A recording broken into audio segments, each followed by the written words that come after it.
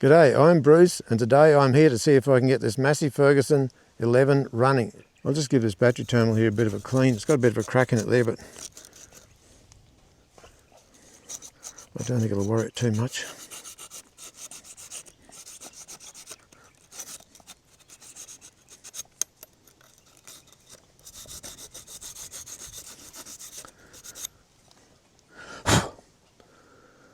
Bit of a burn mark inside. You can see it's got a crack there.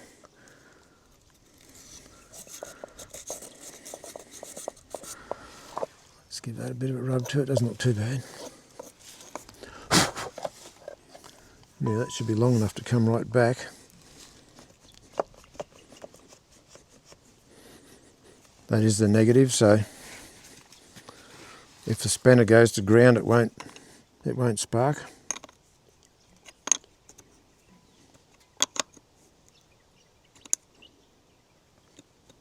That should be probably good enough. I'll just check the diesel now and see how much is in the tank. It's really blowing at the moment.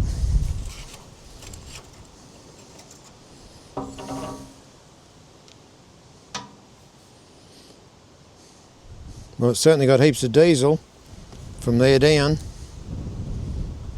Yep, so it's up to here with diesel. It's got plenty of diesel in the tank.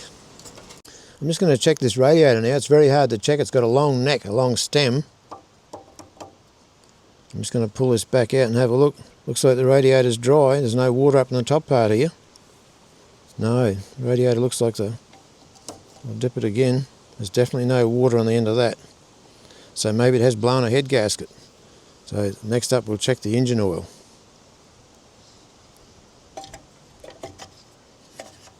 I'm just going to check the engine oil now. Have a look to see if there's any moisture on the stick. It doesn't look to be moist. It doesn't look to have water in the oil. The next thing I'm going to check, this is down fairly low on the engine. This is the oil filler cap. If it was losing a lot of water on top of the pistons or leaking down via the head gasket, you would see all like white fat on that, but obviously it's not the top of the engine either. This idea works better if you can undo the cap on the top of the tappet cover, because the moisture will go to the highest point, but it doesn't look to have any moisture in either here or on the dipstick, so that part looks okay. The operator's got the intake pipe pulled off because he thought there may have been some blockage in here, but it looks like it's free enough. That's the intake pipe where it goes into the intake manifold, and here's the air cleaner up the top here. The man that's operating this machine said he's already had the fuel lines undone and he's worked the lift pump on the other side, and he can't see why it won't run. It seems to have plenty of fuel coming out of the line going to the injector pump, so I'm not quite sure what's going on. What a weird idea. This is such a strange idea. Here's the gear system here, first and second, and then we've got low, neutral and high here. So I'll stick both of those in neutral. Here's our isolating switch here. So I've got that engaged now. Now I'll get the camera person to go around the other side and just show how the pedals work on this machine. What a strange idea. I've never seen a machine like this before. Here's the forward and reverse pedals. You can see the arrows on here as such. And apparently, to open the throttle up to give the engine revs, you've got to push down on this, and that actually revs up the engine. So both these pedals act as the throttle. So they'll either rev up with that one or rev up with this one. So I've never seen an idea like that before. This here is actually the start button right here, which is on the back part beside the seat. This is just looking across the dash on the old Massey Ferguson 11. I was just looking on there to see if I can see an hour meter, but no, there's no hour meter on there. Would be just interesting to know.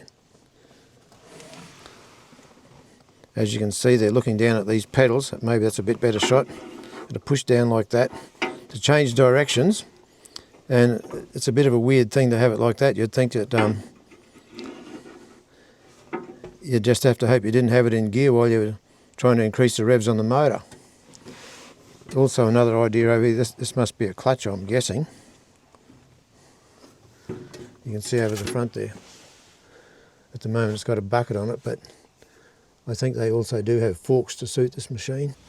I'm just going to see if it'll start now. So I'll push down on one of these pedals.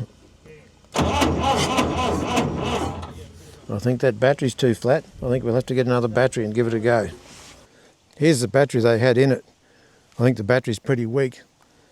They did say it was charged up, or they had charged it, but it hardly had enough power to turn it over. So we've got our own battery here now we're going to put in it and see if that can bring it into life. It's got to be able to crank over faster than what it was going.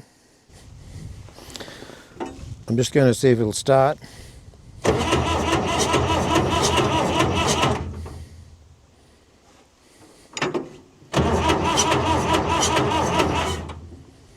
It sounds to me like it's got a stuck or a riding valve. I'm not sure if it's on the intake or the exhaust. I'm going to crank it again, and I'm going to get the camera person to hold the camera near the intake manifold where I reckon that noise is coming from, which sounds like it might be a stuck or a riding valve. I'm just going to clean around that little bolt there. It looks like a little bolt, and that's actually the bleeder for this type of CAV pump.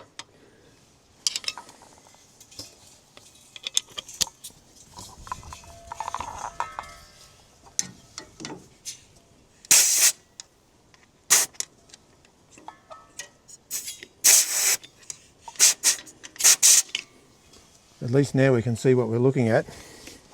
I'm just going to undo this bleeder on the side of the pump. If I can get it undone, it's really tight.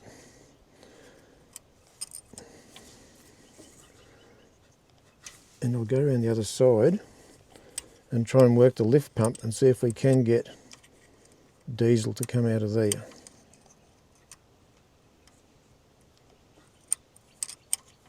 That should be enough. I'm just going to see if I can work the lift pump now. If I can get my hand down there. Oh, maybe. Well, it doesn't feel too good. It feels like that lever on that lift pump. Oh, it might be doing something.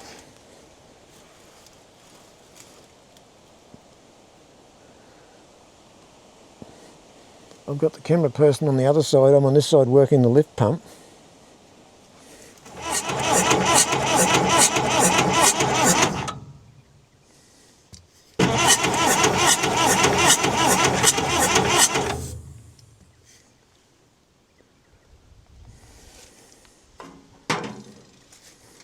Even though I had a pretty good battery up here, I still felt it should have been turning over a bit quicker. So I've rigged up another 12 volt battery down here in parallel, so it's still 12 volts, to see if I can make it turn over a little bit quicker. Again. Again.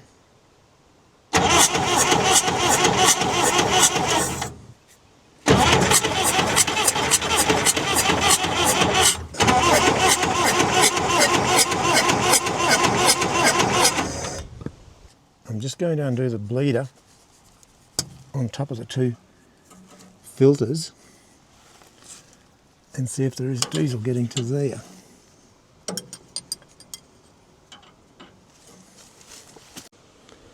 I'm just going to work the lift pump and see if there's any air in the bleeder above on the top side of the filter housing.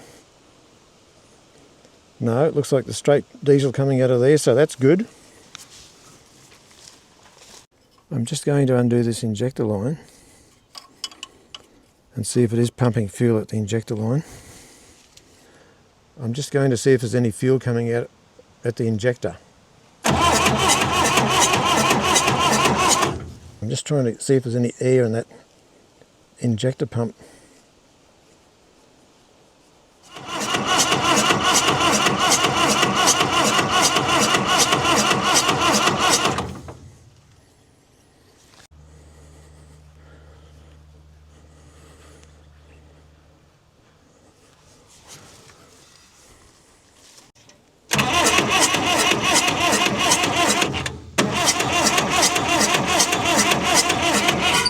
I'm just going to show how this is blowing back through the intake, as if it's got a bent intake valve or something going wrong inside the engine. I'll just put my hand here like this, and it is sucking, but in between sucking, it's got blowback. So I'll just get you to crank the engine now, please, Simon. Righto, cranking. Rightio. Again. Well, the old Massey Ferguson 11 will not fire up, and it sounds like it's got a leaking valve on the intake side. You can hear it blowing back through the intake every so often. So it may even have a blown head gasket too. Sometimes they can blow the head gasket between the cylinders, and obviously if it's on compression on one side and the intake valve's open on the other side, that's why you can hear it every so often. It'll go chuff chuff, it'll come back up through the intake manifold. And sometimes those things, if they're like that, the head gasket can still be sealing on the water side, so sometimes you still don't get water in the oil. You don't get moisture in the oil, and obviously I can't run it to see if it's blowing any bubbles in the radiator. But that's probably about it for this video. That's probably about as far as I can go today. So until next time, thanks very much for watching.